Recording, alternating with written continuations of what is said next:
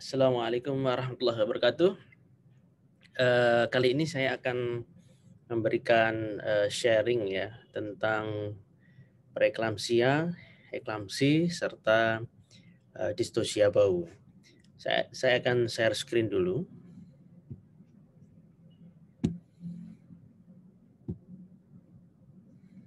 Oke.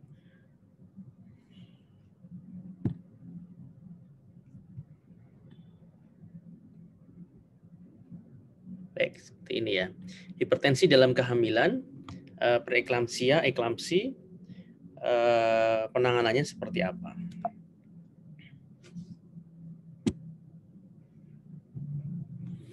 Ya.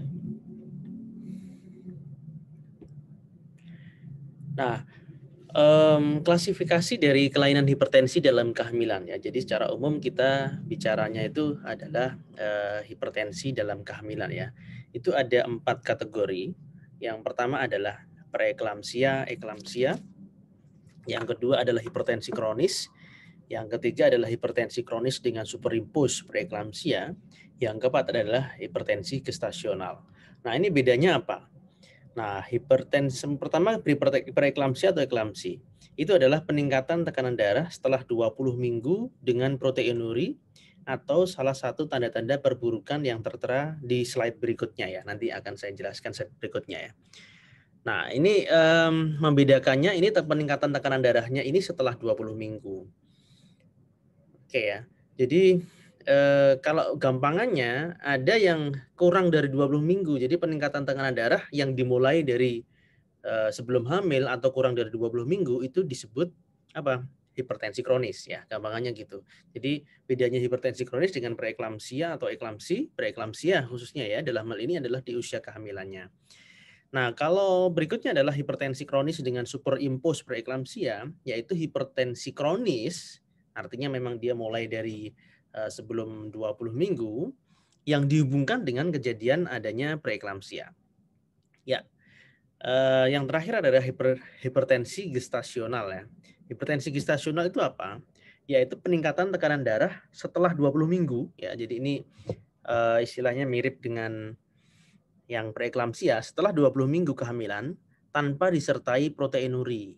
Ya, kalau misalnya preeklamsia ada proteinuri, kalau hipertensi gestasional tanpa proteinuri ataupun tanpa tanda-tanda perburukan dari preeklamsia. Jadi itu beda definisi. Nah, definisi ini sangat penting. Kenapa? Karena memang nanti kita akan definisi ini adalah sama aja nih bahasa diagnosis ya. Diagnosisnya lebih ke arah kategorinya itu apa. Karena akan berbeda nanti sistem penanganannya gitu ya. Nah, pada sharing kali ini kita lebih fokus kepada hipertensi kehamilan khususnya pada preeklamsia dan eklamsi ya. Oke. Nah, preeklamsia ini tadi yang saya sebutkan di slide sebelumnya itu adalah peningkatan tekanan darah yang lebih dari 20 minggu dengan proteinuri positif atau dengan tanda perburukan. Nah, tanda perburukannya apa saja? Menurut ECOG ya, Task Force HTN Hyperpregnancy November 2013, itu tanda perburukannya itu ada beberapa macam. Yang pertama hipertensinya itu sendiri ketika ciri khasnya adalah sistoliknya lebih dari 160 mm Hg atau diastoliknya lebih dari 110 ya pada 2 kali pengukuran setidaknya dengan jarak pengukuran 4 jam sementara pasien bed rest ya. Kecuali terapi antihipertensi sudah diminum sebelum memulai pengukuran. Nah, di sini yang ingin saya garis bawahi adalah hipertensi yang diderita itu ditemukan itu sistoliknya lebih dari 160 atau diastolik lebih dari 110. Jadi kalau misalnya ketemu pasien dengan tekanan darahnya 150 tapi diastoliknya adalah 115 misalnya begitu, itu sudah masuk kategori hipertensi yang dengan preeklamsi. Ya, jadi patokannya tidak hanya sistolik saja. Jadi patokannya adalah sistolik atau diastolik. Ya.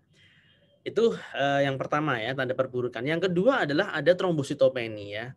Trombositopeni adalah cut point-nya adalah trombositnya kurang dari 100.000 ya. Kemudian yang ketiga adalah adanya kerusakan fungsi liver, ya, di mana kenaikan enzim transaminase dari liver dalam darah itu 2 kali lipat dari konsentrasi normal ya. Jadi normalnya adalah tidak lebih dari 40, tapi dia lebih dari 70 katakanlah ya. Persisten berat dari ROQ atau nyeri epigastrik ya, ROQ itu right upper quadrant ya. Abdomen right upper quadrant ya, atau nyeri epigastrik yang tidak respon pada pengobatan. Jadi nyeri ulu hati ya, yang kuadran kanan khususnya. Dan tidak dimasukkan pada diagnosis alternatif atau keduanya. Nah, jadi itu salah satu tanda perburukan. Berikutnya adalah perkembangan baru dari insuf renal. Jadi ada terjadi kenaikan serum kreatinin lebih besar dari 1,1 mg per desiliter atau kenaikan 2 kali lipat dari serum kreatinin pada kondisi tanpa penyakit ginjal. Kemudian ada edema paru ya. Jadi pasien datang tekanan darahnya tinggi, terus kemudian ada edem paru, sesak nafas, ternyata itu ada edem paru. Itu juga salah satu tanda perburukan. Yang terakhir adalah onset baru dari gangguan penglihatan dan cerebral. Jadi pandangannya jadi kabur begitu ya, berkunang-kunang dan sebagainya. Jadi itu adalah salah satunya. Nah, ini adalah salah satu tanda perburukan. Jadi kalau misalnya tadi kita ketemu pasien, ya, ada contoh kasus ya, ketemu pasien 150 ya tensinya, sistoliknya, kemudian diastoliknya 100. Nah, menurut definisi proteinurinya negatif. Menurut definisi ini tidak masuk dalam preeklamsia ya kan. Nah, tapi karena pasiennya itu ternyata katakanlah ada trombositopeni, maka ini sudah masuk tanda perburukan dan kita bisa masukkan ini menjadi diagnosisnya menjadi preeklamsia berat atau preeklamsia dengan pemberatan. Jadi itu nanti penanganannya akan jadi berbeda. Oke ya, contohnya seperti itu. Dan ini tidak harus ketemu ke-6-6-nya. Jadi salah satu ketemu ini itu termasuk salah satu tanda-tanda perburukan. Oke, nah sekarang kita bahas tentang proteinuri ya. Proteinuri itu didefinisikan sebagai ekskresi dari 300 mg protein pada pengumpulan kolektif urin 24 jam. Jadi memang idealnya kalau cek protein urin itu tidak pakai dipstick ya idealnya ya. Tapi urin tampung ya. Urin tampung di mana urin 24 jam ditampung terus kemudian di cross check. Nah, urin tampung 24 jamnya ini kalau ada protein urin lebih dari 300 mg itu baru disebut katakanlah itu positif ya, katakanlah begitu. Nah, sebagai alternatif ekskresi waktu yang dapat menginterpretasikan urin 24 jam yaitu rasio protein dibanding kreatinin paling tidak 0,3 ya masing-masing dalam ukuran miligram per desiliter. Atau juga bisa pakai metode urin dipstick tidak digunakan metode urin dipstick tidak digunakan sebagai diagnostik kecuali pendekatan lain belum tersedia ya. Jadi memang aslinya memang pakainya yang urin tampung ya. Nah, positif 1 dipertimbangkan sebagai titik potong untuk penegakan diagnosis dari proteinuri ya. Jadi kalau lebih dari 300 mg protein urin ya urin tampung itu sama aja dengan positif 1. Itu ya. Kalau lebih dari 5 gram itu berarti sampai positif 3. Nah, penegakan diagnosis dari preeklamsia berat ya tidak lagi tergantung oleh adanya proteinuri ya. Jadi jangan menunda manajemen dari preeklamsia berat ya pada keadaan proteinuria negatif. Jadi contoh misalnya tadi ya, proteinuria negatif tapi tekanan darahnya lebih dari 160 ya, tekanan darahnya 170, diastoliknya 115, itu sudah tegak untuk saat ini preeklamsia berat ya. Jadi harus menggunakan manajemen preeklamsia berat. Nah, tapi proteinuri negatif. Ya, kalau yang sekarang memang tidak harus menggunakan proteinuri begitu ya. Sudah tegak begitu. Nah, ini ya yang berikutnya adalah proteinuri masif ya. Jika lebih dari 5 gram ini telah dihapuskan dari pertimbangan untuk menentukan preeklamsia berat ya. Nah, kalau misalnya ketemu pasien dengan proteinuri dengan proteinurinya positif 3, kemudian tekanan darahnya juga 150 per katakanlah per 110 begitu ya. Tentu kita bilang tetap ini PEB ya dengan pemberatan ya. Ya, tapi maksudnya adalah kalau misalnya ketemu yang tadi ya kebalikannya ya, tensinya adalah sistoliknya 160 atau di atasnya, diastoliknya adalah 110 atau di atasnya, tapi proteinuri negatif tetap kita diagnosis sebagai PEB ya, preeklamsia berat, sehingga manajemennya manajemen PEB. Oke, kita refresh juga, ini tadi sudah kita jelaskan juga untuk definisi, sehingga definisinya adalah hipertensi. Yang disebut hipertensi itu sendiri adalah jika sekurang-kurangnya sistoliknya 140 ya, atau 90 mm Hg diastolik pada 2 kali pemeriksaan. Nah, yang disebut preeklamsia berat adalah absolut jika tekanan darahnya 160/110 ya, atau di atas itu ya, ditambah proteinuri lebih dari 3 gram per 24 jam. Oke. Nah, atau ditemukan ini tadi ya, atau hipertensi plus disfungsi endotel, ada HELLP syndrome, ya, ada trombositopeni, ada peningkatan SGO2 SGPT begitu ya. Ada gagal ginjal, ada edem paru, ada buta kortikal, pandangan kabur begitu ya. PJT itu pertumbuhan janin terganggu, ya, ada IUGR misalnya seperti itu. Kemudian ada nyeri kepala yang menetap, ya. Itu tanda-tanda perburukan yang sudah saya jelaskan tadi ya. Nah, yang perlu diperhatikan lagi adalah pengukuran tekanan darahnya harus benar. 1, pasien harus dalam kondisi tenang. 2, tensi air raksa, ya, itu yang lebih disarankan. Kalau gambarnya itu malah bukan air raksa ya, itu yang pakai begas itu ya. Berikutnya adalah posisi duduk, ya, manset sesuai level jantung ya. Karena memang kalau mansetnya tidak sesuai dengan level jantung, nanti hasilnya juga berbeda begitu ya. Nah, bunyi Korot Keff 5 pada pengukuran tekanan diastolik. Oke, jadi ini tadi sudah saya jelaskan juga, saya singgung kriteria preeklamsia berat ya.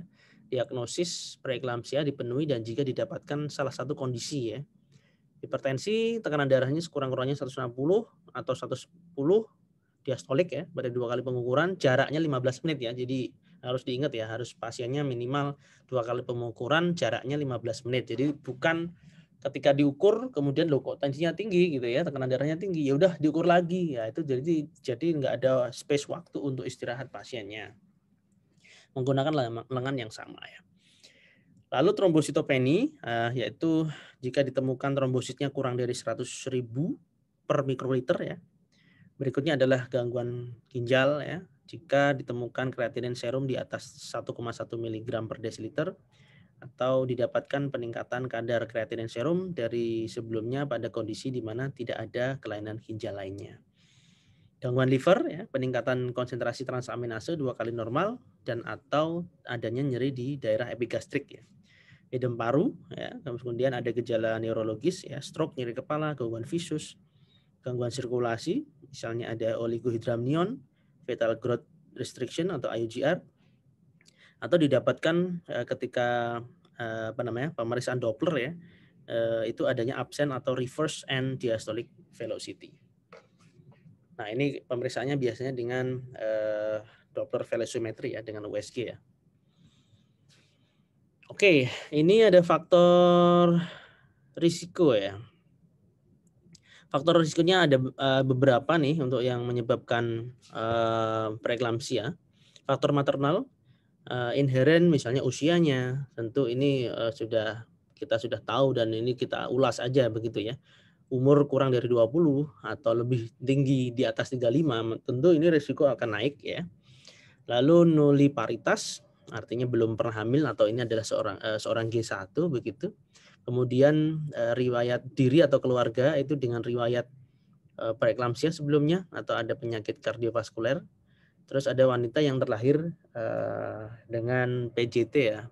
Dia lahir waktu hamilnya dulu, waktu dia lahir itu IUGR. Nah, dia ketika hamil itu juga ada potensi dia akan hamil jadi preeklamsia begitu. Nah, adanya kondisi medis ya yang bisa meningkatkan risiko preeklamsia, yaitu 1 obesitas, 2 hipertensi kronik, ketiga penyakit ginjal kronis, kemudian DM, APS antifosfolipid syndrome ya, kemudian penyakit jaringan ikat misalnya SLE ya, trombofilia dan adanya stres.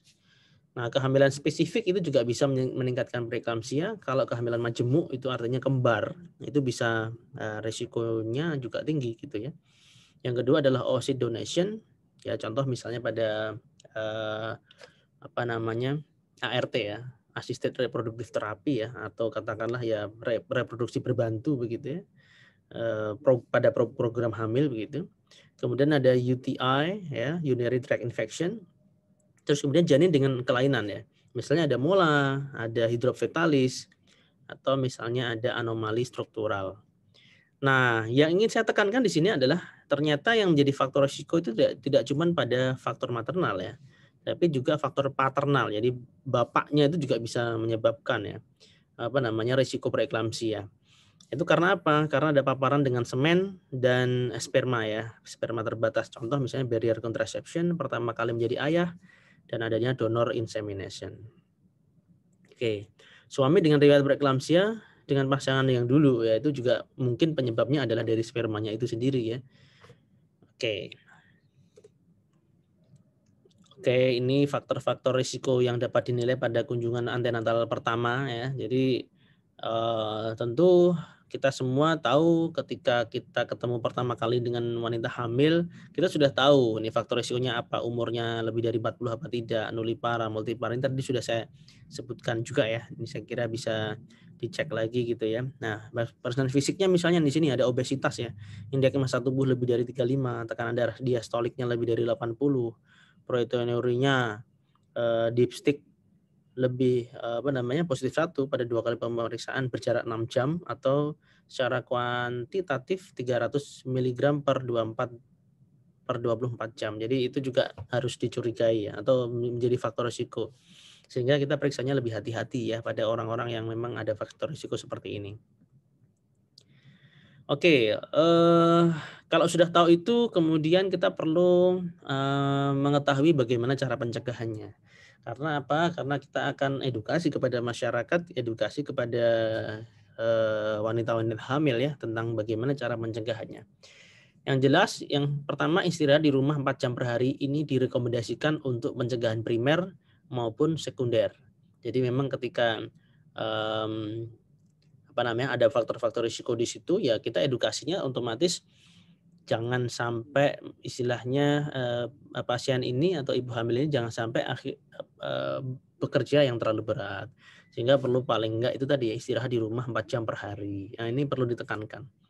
Yang kedua, pembatasan garam untuk mencegah preeklamsia dan komplikasinya ini tidak direkomendasikan. Jadi artinya mau pembatasan garam itu istilahnya takutnya istilahnya kan gini ya, mitosnya itu kan berhubungan dengan tekanan darah tinggi gitu ya. Tapi dalam hal ini kalau misalnya pembatasan garam itu justru dalam garam itu kan ada unsur mineral ya, mineral-mineral yang memang juga dibutuhkan istilahnya untuk metabolisme di dalam tubuh. Itu malah justru kalau dibatasi garamnya atau malah nggak makan garam sama sekali ya nggak benar juga. Jadi malah tidak pengennya ingin mencegah preeklamsi tapi sebenarnya malah bisa berakibat yang lain begitu. Oke, ini pemberian kalsium 1,5 sampai 2 gram kalsium elemental per hari ini berhubungan dengan penurunan hipertensi dalam kehamilan dan preeklamsia, terutama pada wanita dengan asupan rendah kalsium dan risiko tinggi preeklamsia. Ya, jadi memang kenapa kok akhirnya kalau misalnya kita flashback ya pada praktek sehari-hari itu wanita hamil juga diberikan kalsium ya 1,5 sampai 2 gram kalsium elemental per hari ya, karena memang juga bisa mencegah ini preeklamsia. Nah, untuk rekomendasi pemberian kalsium dapat diberikan pada wanita yang memiliki risiko tinggi preeklamsi dan rendah asupan kalsium untuk mencegah terjadinya preeklamsia. Itu rekomendasinya juga A. Ini artinya kalau A itu ya baiklah. A itu yang sangat recommended gitu ya. Oke, ini ada rekomendasi lain. Aspirin dosis 75 mg atau kurang itu cukup aman diberikan pada kelompok risiko tinggi untuk menurunkan risiko preeklamsia baik sebagai pencegahan primer atau sekunder. Oke ya, jadi ini juga perlu diberikan aspirin dosis 75 mg ya per hari. Aspirin dosis rendah sebagai prevensi preeklamsia sebaiknya digunakan sebelum 20 minggu. Nah, tapi ini level evidence-nya 3 ya. Jadi tidak kurang cukup bukti ya, kurang kuat lah seperti itu. Nah, bagaimana dengan antioksidan? Nah, ternyata pemberian antioksidan ini tidak berdampak terhadap risiko preeklamsia atau luaran klinis ya. Level 2 evidence Cochrane Library ya. Jadi memang pemberian antioksidan itu enggak terbukti ya berdampak untuk menurunkan risiko preeklamsia. Jadi diberikan istilahnya untuk tujuan mencegah PEE ya enggak ini istilahnya enggak pada tempatnya di situ. Oke, sekarang ini untuk manajemen preeklamsia tanpa gejala berat ya. Untuk preeklamsia sendiri sebenarnya cut point-nya itu adalah preeklamsia berat ya, khususnya cut point-nya itu di 34 minggu ya. Nah, ini kita bisa cek di sini ya. Kalau dia datang lebih dari 34 minggu dengan persalinan atau pertumbuhan yang pecah, ada perburukan kondisi ibu atau janin, ada pertumbuhan janin terhambat, dan didapatkan solusi plasental, jika iya ada, itu maka lakukan persalinan. Ya. Nah, lakukan persalinan ini artinya mengandung makna tidak harus sesar. Bisa jadi tetap dinilai kalau memang tidak ada kontraindikasi obstetri, maka lakukan persalinan ini adalah kita lakukan persalinan pervaginal ya. Nah, tapi 34 minggu, 35 minggu bagaimana begitu ya. Asumsinya 34 35 minggu itu memang taksiran berat janinnya sudah cukup besar ya, minimal 1.800 atau 2.000 lah, di atas 2.000 lebih bagus ya. Nah, itu bisa survive juga ke janinnya ya. Nah, apalagi kalau sudah ketemu preeklamsi di usia 37 minggu ya, kalau iya ya lakukan persalinan begitu. Tapi kalau kondisi ini tidak ada ya, maka kita masuk ke flowchart yang ini ya. Usia kehamilannya kurang dari 37 minggu atau perawatan poli, dicek lagi gitu ya, evaluasi ibu 2 kali dalam seminggu, ini lebih ketat evaluasinya. Evaluasi kesejahteraan janin 2 kali dalam seminggu, jadi tiap 3 hari sekali kontrol gitu ya, periksa ulang lagi gitu ya. Nah, sampai akhirnya usia kehamilan lebih dari 37 minggu, perburukan kondisi ibu dan janin, persalinan atau kecatuban kalau ada, lakukan persalinan. Gitu. Nah, sebenarnya preeklamsia itu sendiri bukan preeklam pasca persalinan ya, eklamsi pasca persalinan ya tepatnya ya. Itu muncul hingga 6 minggu pasca persalinan ya. Peningkatan tekanan darah de novo, diagnosis pertama pasca persalinan, dan fisiologinya tekanan darah meningkat kembali 3 sampai 6 pasca persalinan, dan tekanan darah biasanya menurun 1 sampai 2 hari pasca persalinan. Ya, jadi kejadian artinya gini, pesan yang ingin saya sampaikan di sini adalah jangan sampai terlena dengan postpartum atau post SC ya. Oh, ini sudah selesai. Istilahnya aman-aman saja. Tapi justru juga tidak seperti itu, tidak demikian juga. Jadi kejadian eklamsi atau tekanan darahnya juga akhirnya terjadi perburukan itu justru juga bisa terjadi pada saat nifas gitu loh. Jadi tidak harus semuanya kalau udah udah lahir terus kemudian aman, nggak seperti itu. Terus kemudian ketika kita bicara aman, kita bicara wah ini sudah aman berarti tidak perlu kontrol gitu. Ya, itu salah ya. Oke.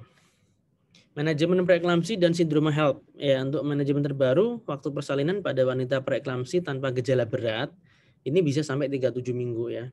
Tapi kalau dengan gejala pemberat nanti flowchart-nya lain. Dengan gejala berat artinya PEB ya. Kalau di PPK 1 ya rujuk aja begitu ya.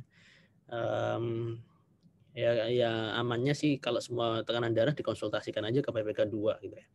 Nah, manajemen pasca persalinan ini bisa diberikan agen antiinflamasi non steroid. Ya, ini maksudnya hati-hati ya dengan pemberian antiinflamasi non steroid ya. Ini dapat berkontribusi meningkatkan tekanan darah dan harus digantikan analgetik lainnya pada wanita dengan hipertensi yang menetap lebih dari 1 hari pasca persalinan. Nah, kalau kita bicara preeklamsia atau preeklamsia berat, manajemennya sebenarnya ada 3. Manajemennya ya, kalau udah tegak seperti tadi ya, kembali ke definisi awal tadi, apakah ini masuk preeklamsia, apakah ini masuk preeklamsia berat gitu ya, itu adalah bahasa diagnosis ya.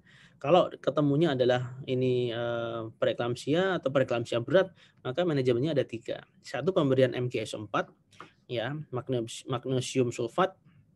Yang kedua, pemberian antihipertensi. Yang ketiga, terminasi kehamilan. Nah, MGS4 pada preeklamsia berat dan eklamsi itu pemberiannya seperti apa? Pemberiannya ada dua tahap ya. Tahap pertama namanya adalah loading dose. Itu 4 sampai 6 gram intravena loading dose lambat. Ya, 15 sampai 20 menit. Kalau ada siring pump, enak pakai siring pump. Tapi kalau nggak ada siring pump, ya bisa diberikan pakai infus begitu, nanti dihitung tetesannya. Intinya 4 gram sampai 6 gram ya, tapi kalau di Indonesia ini biasanya rata-rata yang dipakai 4 gram ya. Ini habis dalam waktu 20 menit. Tidak boleh diberikan secara bolus cepat, nggak boleh. Karena apa? Karena salah satu efeknya adalah dia bisa depresi pernafasan. Nanti bisa apno itu tiba-tiba. Nah, tapi jangan khawatir kalau pemberiannya benar, itu selama 20 menit ya, 15 sampai 20 menit itu insya Allah aman lah ya. Oke, 2 gram berikutnya ini bisa tambahan ya, diberikan untuk kejang yang berulang. Nah, 2 gram per jam, ini tahap pertama ini ya, loading dose ya. Tahap kedua ini namanya maintenance dose. Itu 2 gram per jam, atau yang biasa dipakai untuk ukuran Indonesia adalah 1 gram per jam. Hingga 24 jam postpartum. Nah, yang perlu cek juga, dimonitor adalah magnesium level. Jangan sampai pasien ini malah magnesium levelnya itu tinggi. Artinya dosis terapinya itu 4 sampai 8 mg per desiliter, tapi dia di atasnya. Nah, kalau dia ada keracunan magnesium, maka juga bisa tadi depresi pernafasan gitu ya. Nah, cara gampangnya itu sebenarnya kan tidak semua fasilitas kesehatan itu bisa ngecek magnesium ya. Cara gampangnya ngecek refleks. Refleks yang paling gampang adalah refleks patella. Dicek aja refleks patelanya. Ketika refleks patelanya masih secara refleks fisiologisnya masih muncul, itu artinya tidak ada keracunan atau dosisnya masih dalam batas normal begitu ya. Tapi kalau refleksnya adalah tidak muncul, itu hati-hati, itu berarti sudah terlalu banyak dosis magnesium yang ada di dalam pasien itu ya. Nah, itu kalau ditambah lagi bisa menyebabkan depresi nafas ya. Mental status ya, respirasi status ini tadi yang depresi nafas, dan harus dicek juga urine output. Nah, kalau untuk yang loading dose, meskipun urine outputnya rendah ya, kalau loading dose itu harus tetap diberikan. Tapi kalau memang sudah dievaluasi ternyata urine outputnya kok istilahnya sedikit begitu ya, artinya kurang dari normal, itu untuk yang dosis yang maintenance ya, yang 1 sampai 2 gram per jam ini sebaiknya di stop ya, jangan diberikan. Jadi untuk keamanan. Kenapa kok begitu? Karena MgSO4 ini dibuang melalui urin ya.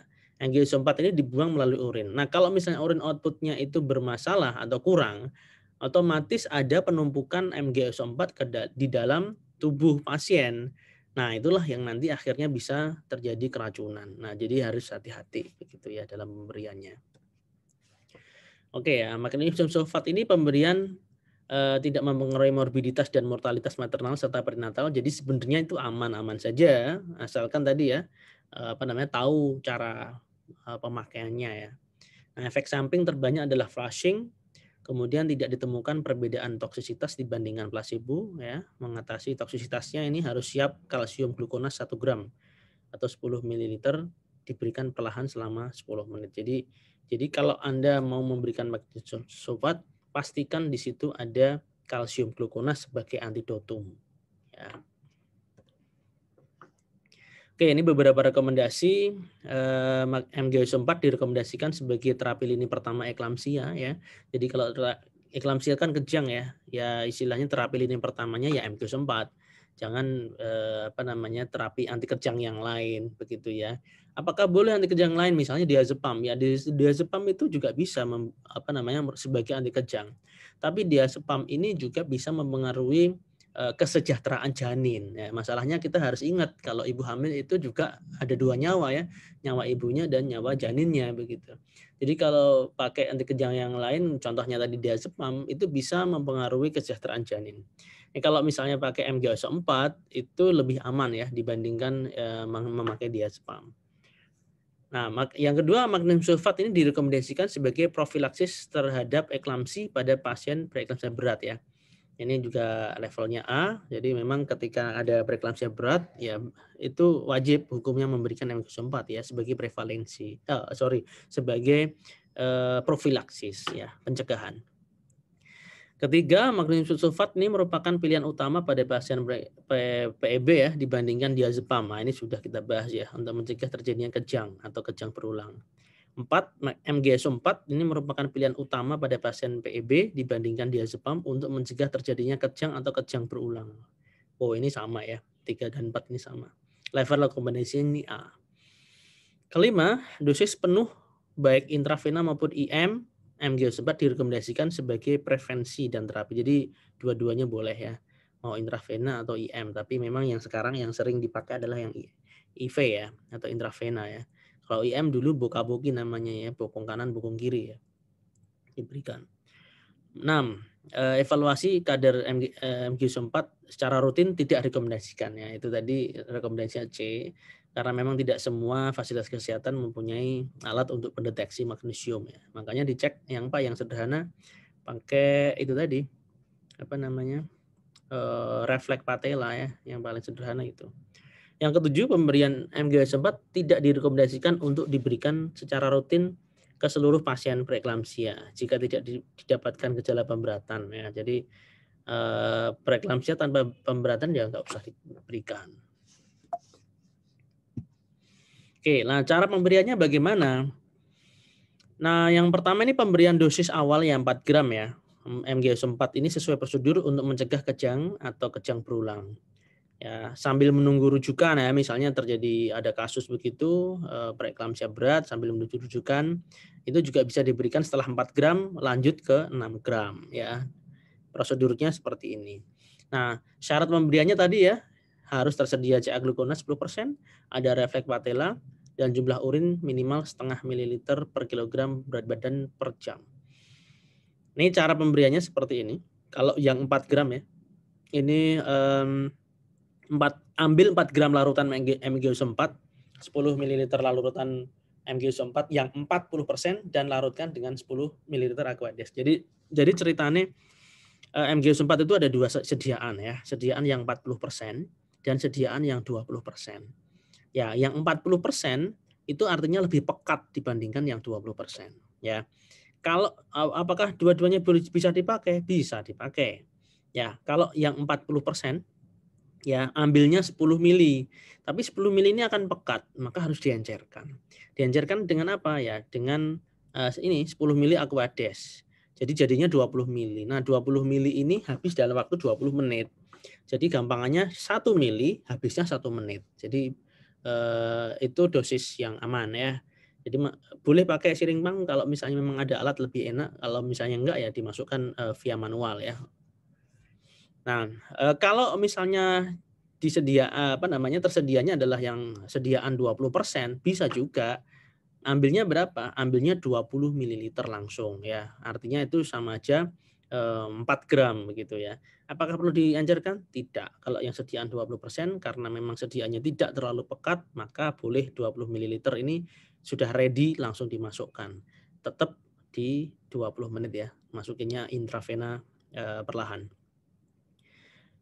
Oke ya, selama 20 menit. Nah, jika akses intravena sulit, berikan masing-masing 5 gram MgO4 ya, 5 gram intramuskuler di bokong kanan dan bokong kiri. Nah, memang pilihan pertamanya adalah IV, tapi kalau memang IV aksesnya susah atau sulit ya, maka dimasukkanlah IM ya, di boka-boki.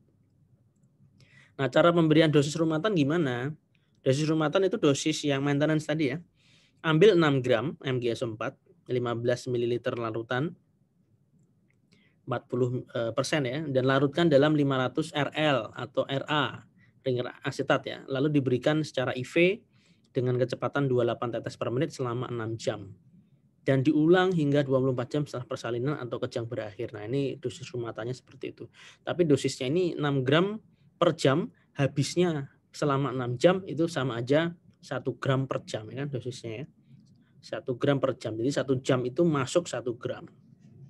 Itu dihitungnya sama dengan 28 tetes per menit. Oke, itu MgO4 ya. Kemudian obat antihipertensinya apa? Indikasi utama untuk mencegah penyakit serebrovaskuler tentu ya berhubungan dengan pertumbuhan janin terhambat sesuai dengan penurunan tekanan arteri rata-rata. Nah, pada hipertensi ringan sampai penurunan insiden hipertensi berat dan kebutuhan terapi tambahan ya.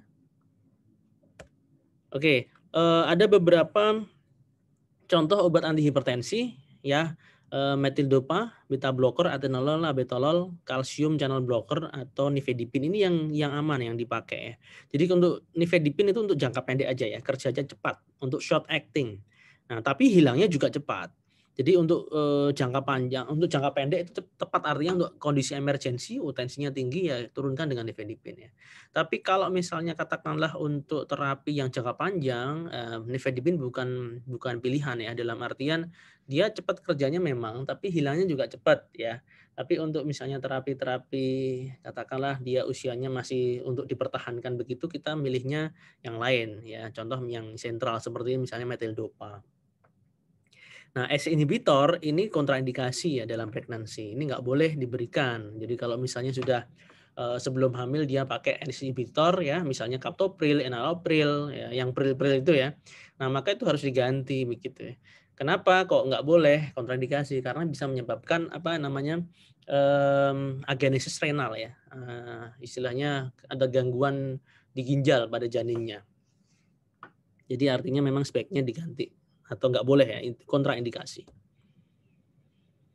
Oke, rekomendasi yang lain, satu antihipertensi direkomendasikan pada preeklamsia dengan hipertensi berat atau tekanan darah sistolik lebih dari 160, diastoliknya lebih dari 110 ya, itu rekomendasi A. Target penurunan tekanan darah sistolik kurang dari 160 dan diastoliknya kurang dari 110. Yang ketiga, pemberian antihipertensi pilihan pertama adalah nifedipin oral short acting, hidralazin dan labetalol parenteral ya. Ini ya, short actingnya hidralazin dan labetalol parenteral atau nifedipin kalau ada nifedipin ya. Kemudian alternatif pemberian antihipertensinya tadi ya, nitrogliserin, metildopa, labetalol ya. Oke, ini nifedipin 4 kali 10 mg untuk short acting. Untuk yang long acting ada juga namanya adalah oros ya. Yang namanya apa? Untuk nama dagangnya ya. Nicardipin ini intravena, metildopa juga bisa diberikan 250 sampai 500 ya. Bisa sampai 3 kali juga ya. Gimana dosis maksimum seharinya 2000 mg per hari. Ini ya. Antihipertensi golongan ACE inhibitor dikontraindikasikan pada ibu hamil. Ibu yang mendapat terapi antihipertensi di masa antenatal dianjurkan untuk melanjutkan terapi antihipertensi hingga persalinan ya. Terapi antihipertensi dianjurkan untuk hipertensi pasca persalinan berat. Oke. Manajemen sebelum masuk ke sini ya, manajemen yang ketiga adalah namanya apa? Terminasi kehamilan tadi yang saya sudah bilang ya, manajemen kita kembali sedikit ke sini ya. Ya, terminasi kehamilan itu manajemen yang ketiga. Nah, terminasi kehamilannya ini tergantung, tidak semuanya harus di SC ya, tidak semuanya diterminasi dengan seksio sesarea. Bisa jadi determinasi dengan tetap pervaginal asalkan tidak ada kontraindikasi obstetri ya. Misalnya diberikan pacuan ya, pacuan diberikan induksi isoprostol atau dengan balon ya. Setelah matang kemudian bisa dilanjutkan dengan akselerasi dengan oksitosin. Jadi itu terminasi kehamilan. Jadi manajemennya jadi 3 ini. Oke, itu selesai untuk topik pertama. Berikutnya adalah distosia bahu. Oke. Mungkin ini nanti akan saya bahas di video berikutnya ya. Oke, sekian dulu. Wassalamualaikum warahmatullahi wabarakatuh.